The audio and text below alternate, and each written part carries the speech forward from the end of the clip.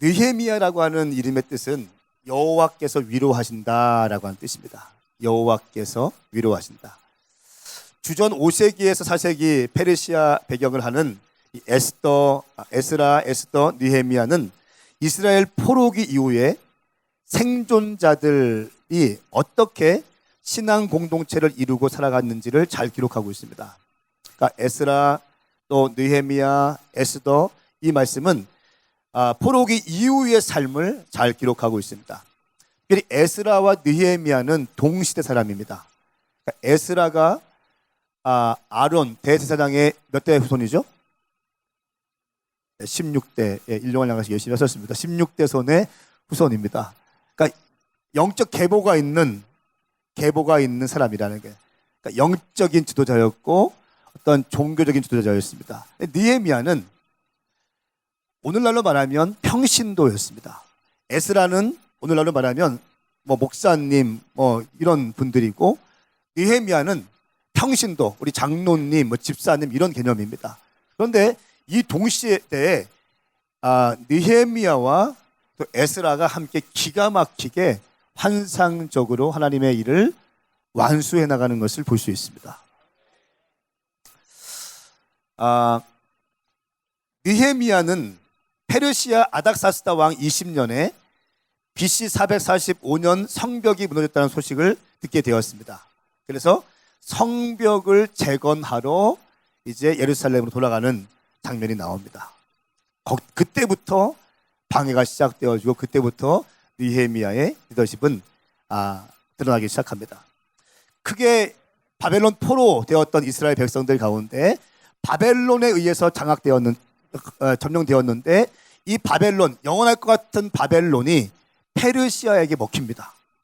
기억나십니까? 페르시아에게 먹히면서 고레스 왕 때 원년 때 어떤 일이 있습니까?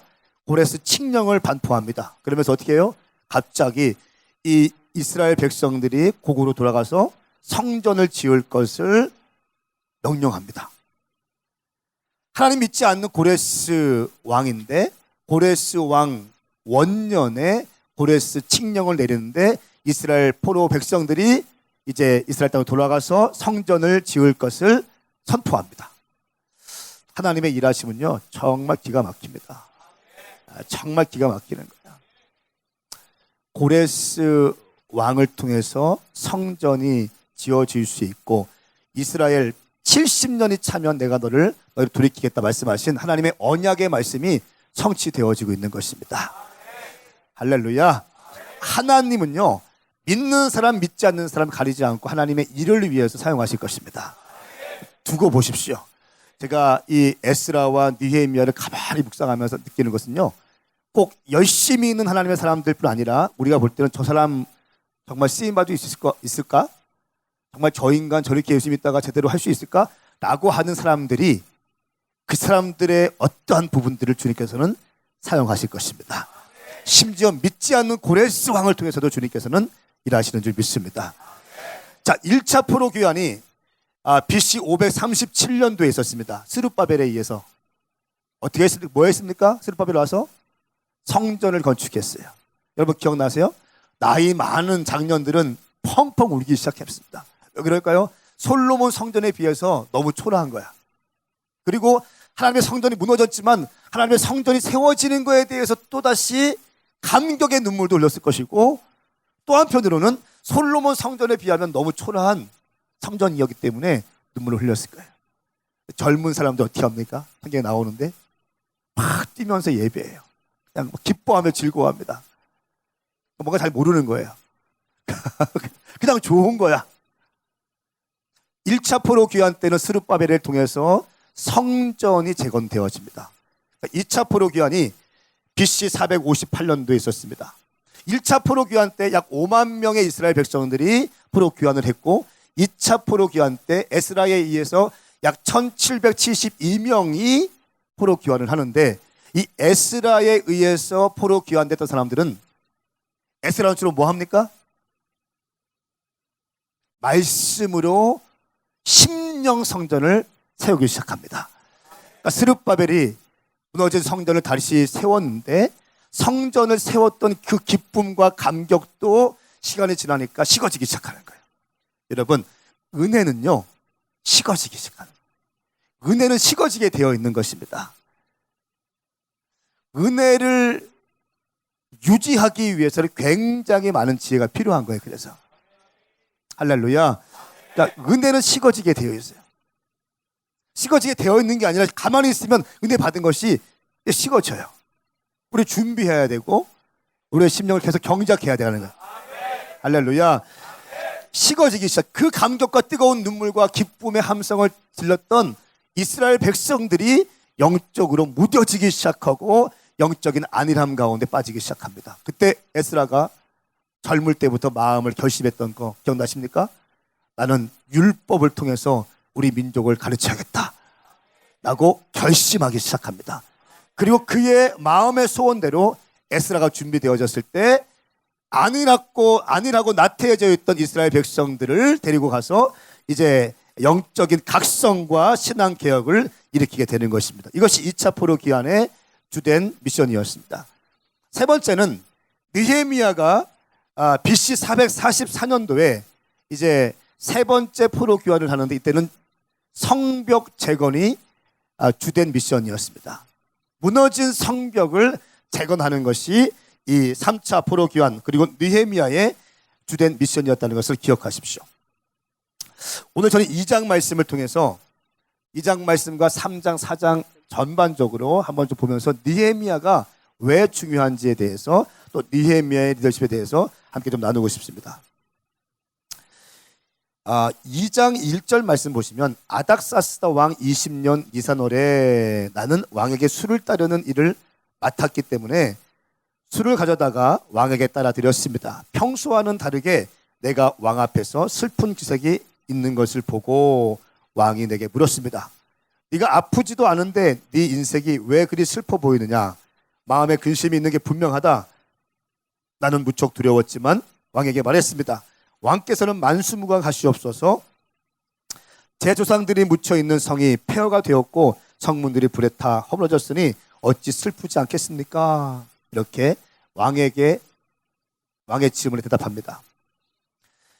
니산월은요, 그 1장 1절 말씀 보니까 하가랴의 아들 느헤미야의 말입니다. 아닥사스다 왕 20년 기슬루월 내가 수산성에 있을 때에 한 형제 하나니가 성벽이 불탔고 무너졌고 성문이 불탄 것을 보고합니다.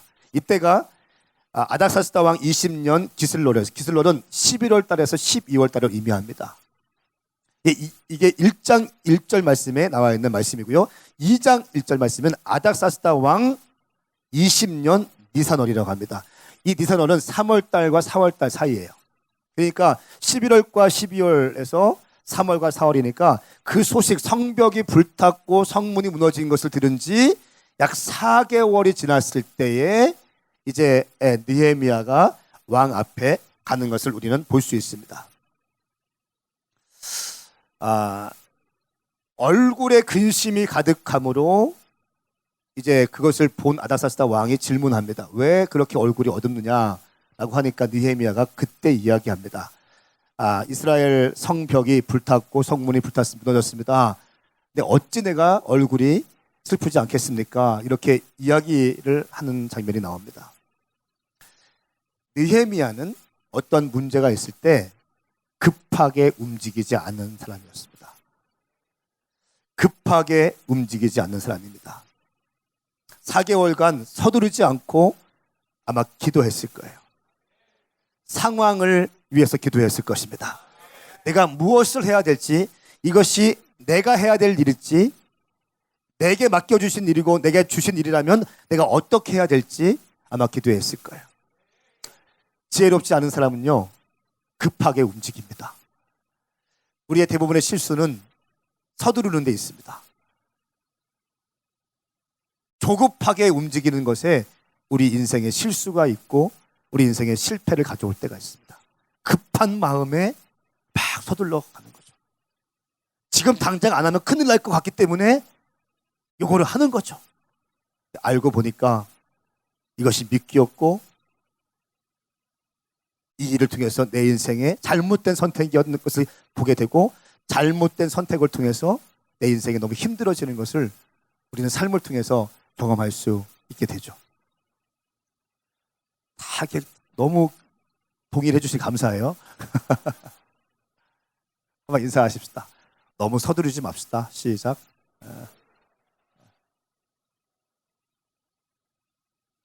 4개월간 서두르지 않고 기도합니다. 아이디어와 생각이 떠올랐을 때 사람에게 가져가는 것이 아니라 하나님 앞에 가져와야 되는 거예요. 어떤 생각이 번뜩일 때가 있어요. 그렇죠? 예배하다 보면, 또 회의하다 보면 아이디어가 번뜩일 때가 있어요. 작은 일들은 뭐 나눌 수 있지만 큰 방향성을 결정하고 중요한 것들이 팍팍 떠오를 때가 있습니다. 그러면요, 바로 가져가지 마십시오. 먼저 하나님께 가져가셔야 됩니다. 먼저 기도하셔야 됩니다. 잠깐 새벽 예배 한번 나와놓고 기도했다, 이거 말고 조금 더 하셔야 됩니다. 이 문제를 놓고 기도하다 보면요, 하나님이 원하시는 일이라면 이 문제를 놓고 기도했는데 이 문제가 다음 스테이지까지 연결되는 걸 보게 돼요. 이 아이디어에서 이쪽으로 아이디어가 또 생기기 시작합니다. 또 이것을 그쪽으로 막 기도하는데 갑자기 또 다른 여기에서 파생한 아이디어가 또 생기기 시작해요. 자꾸 꼬리를 물고 아이디어가 생깁니다. 이것을 전략이라고 하죠. 느헤미야는 급하게 사람들에게 갖고 간 것이 아니라, 조급하게 갖고 간 것이 아니라 하나님 앞에 머물면서 기도하기 시작했습니다. 그리고 제가 볼 땐 준비했을 것입니다. 어떻게 준비했다는 것을 알 수 있는가? 아닥사스다 왕이 느헤미야에게 질문합니다. 너 당신이 왜 이렇게 얼굴이 어두워? 여러분, 왕 앞에서, 느헤미야는 술 맡은 간원장이었어요. 술 맡은 간원장은 단순히 술을 따르는 사람이 아니었어요.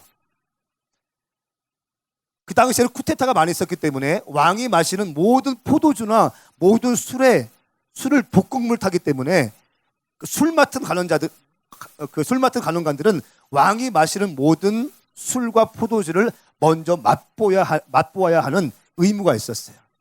그러니까 아무나 안 세우는 거예요. 자기를 보호하기 위해서 세워놓은 사람인데 이 사람이 배신하면 큰일 날 수 있으니까 아무나 안 세우는, 정말 신뢰하는 사람 세우는 겁니다. 단순히 술만 먹는 것이 아니라 술 마실 때 마음에 있는 깊은 고민들도 함께 나누는 거죠. 사적인 자리에서 술 마시면서 깊은 얘기를 하는 거죠. 여러분, 아무나 이런 사람 세우겠습니까? 어떤 페르시아 대제국을 통치하는 왕이 아무나 세우겠습니까? 절대 그렇지 않죠. 자기가 신뢰하는 사람 세우고 자기 마음을 나눌 수 있고 깊이 있게 뭔가 좀 이렇게 마음 나눌 뿐 아니라 친구이면서도, 아니면 좋은 어떠한 고문 뭐 이런 느낌, 그렇죠? 이런 사람 세우는 겁니다. 전 느껴요. 느헤미야가 포로로 끌려온 사람입니다. 포로 끌려왔는데 아닥사스다 왕의 술 맡은 간원장이 됐다는 거예요.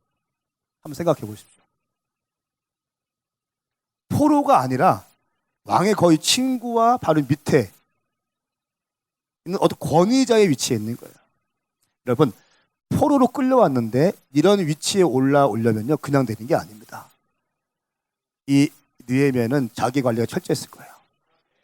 정말 오늘 아침 일부 예배 때 설교했는데 실력도 있었을 거예요. 실력이 있었을 거예요. 맡은 거에 최선을 다했을 것이고 처음과 끝이 같았을 거예요. 작은 일 때문에 감정이 막 왔다 갔다 하지 않았을 거예요. 이 느헤미야가 이제 딱 있는데 왕이 보니까 얼굴이 어두운 거예요. 왕 앞에 얼굴이 어두우면 이거는 잘못하면 왕이 죽어야 되는 그런 상황이거든요. 근데 너무 어두운 거야. 질문해요. 왜 이렇게 얼굴이 어둡냐 하니까 느헤미야가 하나님의 성벽이 무너지고 성문이 불탔는데 내가 어떻게 얼굴에 근심을 하지 않을 수 있겠습니까? 라고 딱 질문합니다. 딱 대답합니다. 그러니까 이 아닥사스다 왕이 놀라운 질문을 하는데요.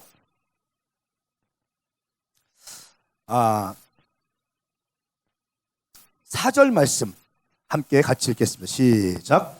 왕이 내게 물었습니다. 내가 무엇을 원하느냐? 그때 내가 하늘의 하나님께 기도하고 아멘. 하나님께 기도하고 왕에게 대답했습니다. 저 여기서 또 포인트 하나 얻었어요. 4개월 동안 충분히 준비했는데 왕과 대화하면서도 느헤미야는 영적으로 하나님과 교통했다는 거예요. 이런 지혜가 있기 축복합니다. 그러니까 여러분의 일터에서 직장 상사와 대화하면서 거래처 비즈니스맨과 거래하면서도 영적으로 하나님과 교통했다는 것입니다. 이런 지혜와 영적인 센스가 여러분 가운데 부어지기 축복합니다. 자, 내가 그때 하나님께 기도하고 왕께 대답하는데 세 가지를 딱 던져요. 네가 무엇을 원하느냐, 이 말이 나오기가 무섭게 하나님과 기도하면서 세 가지의 답을 딱 던지는 첫 번째는 5절 말씀입니다. 함께 읽겠습니다. 시작. 왕에게 대답했습니다. 왕께서 기뻐하시고 종이 왕께 은총을 입었다면 왕께서는 저를 조상들이 묻혀있는 유다 땅으로 보내 그 성을 다시 건축하게 하소서. 아멘. 나를 기뻐하신다면 나를 돌려보내서 그 성을 건축하게 하여 주십시오. 그냥 삥삥 돌아가지 않아요. 전공법을 씁니다. 나를 기뻐하신다면 성을 건축하게 하여 주십시오. 그때 6절 말씀에 왕 옆에 완비도 앉아 있었는데, 이 말은 무슨 말이냐면요, 공식적인 모임이었다는 거예요. 고대에서 왕비가 함께 할 때는요, 공식적인 오피셜한 장소였어요. 공적인 어떤 회의나 공적인 어떤 모임이었을 거예요. 그때 또 질문합니다. 얼마나 시간이 걸리겠느냐 라고 질문하니까 기한을 딱 얘기해요. 그렇죠?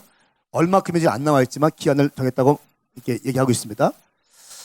아마도 잠깐만요, 이렇게 하지 않았어요. 다 계산하고 있었고 정확한 기간들을 이야기했을 거예요. 그러면서 바로 치고 들어가는 두 번째 미션을 얘기합니다. 왕께서 나를 기뻐하신다면 내가 유다에 도착할 때까지 무사히 통과할 수 있도록 유프라데스 강 건너 총독들에게 보여줄 친서를 써주십시오. 성벽을 건축하러 가는데 방해받지 않도록, 그 누구도 내 길을 막지 않도록 왕의 친서를 내게 써주십시오. 할렐루야. 그러니까 느헤미야가 준비했다는 거예요. 세 번째 더 놀라운 대답을 합니다. 왕이 나를 기뻐하신다면 8절 말씀에 왕의 산림감독 아삽에게 친서를 내려서 성전 옆 성문과 성벽과 제가 살게 될 집의 들보와 제목을 내주도록 해주십시오. 성전과 또 뭡니까?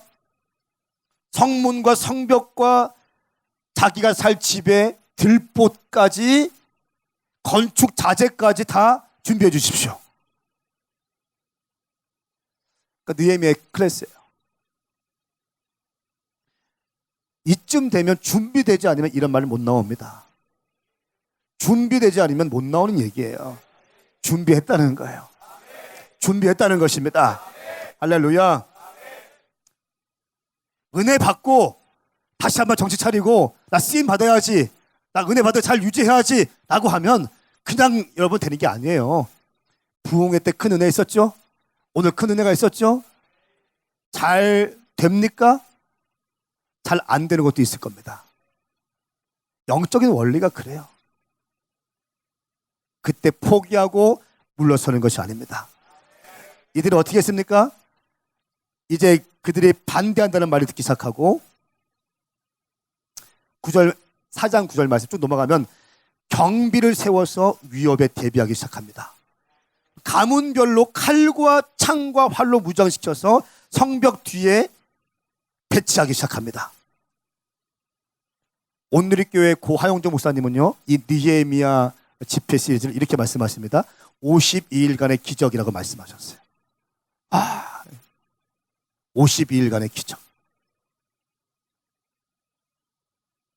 어마어마한 거리, 약 160년 동안 무너진 성벽을 아무도 손댈 생각을 못했는데 느헤미야에게 주님께서 기름 부으시고 느헤미야에게 열정을 주시고 느헤미야에게 비전을 주시고 마음의 소원을 주시고 니헤미야를 통해서 주님 일하시는 것입니다.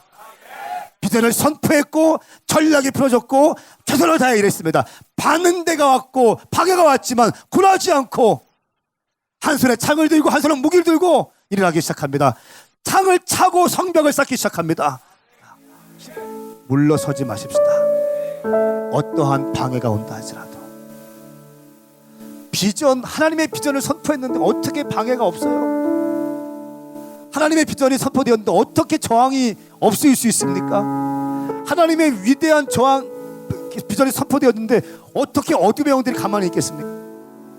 하나님 나라의 완성을 하기 위해서.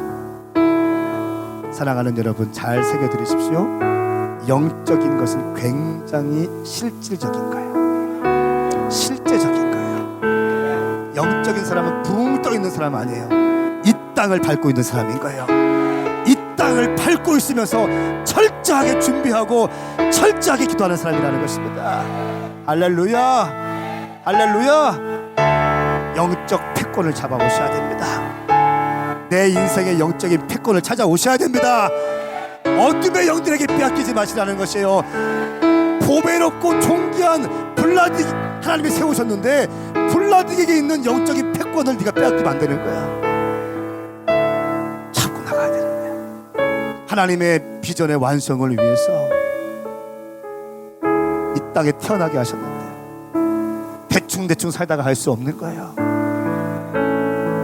게을러서 내 마음대로 내 감정에 컨트롤 못해서 하나님의 뜻을 그르칠 수 없는 거예요. 돈 몇 푼 때문에 내 부르심을 잊어버릴 수 없는 거예요. 영적인 패권을 찾아보십시오. 저는 우리 교회가 세워지는 곳마다 반경 15km, 반경 20km, 30km까지 거룩한 영적인 패권이 회복되길 선포합니다. 교회가 세워지는 곳마다 거룩함이 풀어지게 되는 것이에요. 우리 한남대 오메가 교회가 세워졌을 때요, 처음에 엄청 궁극이 있었습니다. 매일 전도하고 새벽마다 막 예배하고 예배 2시간 3시간 동안 막 아멘하고 매일 전도하고 막 하니까 공격이 막 있었어요. 저희가 대응하지 않고 막 했어요. 그런데 우리의 모습을 본 교회들이요, 똑같이 매일 기도회를 만들고 전도하고 오기 시작하더라고요. 할렐루야. 영적인 공기를 바꿔버리는 거야. 영적인 무드를 바꿔버리는 거야. 영적인 환경을 바꿔버리는 것입니다. 이것이 패권을 차지한 자의 특징이라는 것입니다. 이 패권을 누가 차지할 수 있는가? 영적인 장군이 돼야 차지할 수 있는 것입니다. 할렐루야. 강한 영으로 준비되었을 때, 성령의 영으로 충만하게 임할 때, 우리가 강한 영으로, 누가복음 1장 80절 말씀에 세례 요한은 키가 자라며 영이 강해졌더라. 할렐루야. 영이 강해졌더라. 그리고 누가복음 1장 17절 말씀에 그는 엘리야의 심령과 능력으로 주보다 앞서가서 주의 길을 예비하였더라. 엘리야의 심령과 능력은 강한 영이었습니다. 850명의 이방 선지자와 싸워서 이겼던 강한 영인 것입니다. 이 강한 영으로 주님의 길을 예비했다는 것입니다.